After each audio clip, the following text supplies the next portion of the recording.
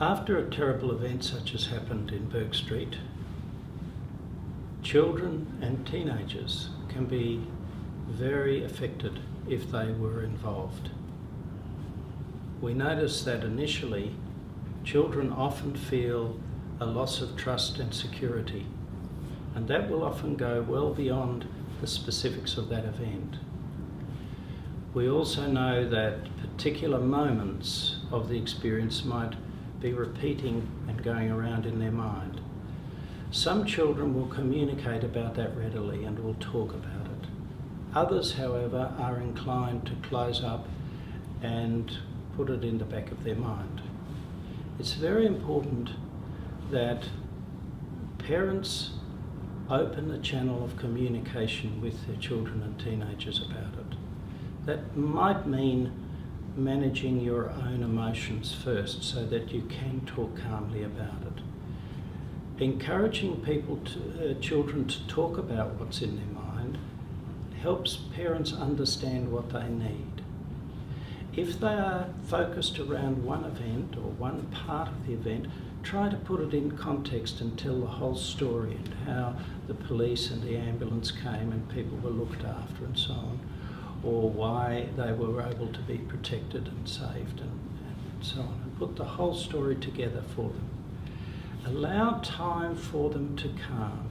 One way of doing that is to encourage them to re-establish normal routines, spend time with their friends, do things that they really like doing, not as a way of getting away from it, but as a way of actually putting this horrible event into context. It's a very unusual event, but life is full of all sorts of other good experiences.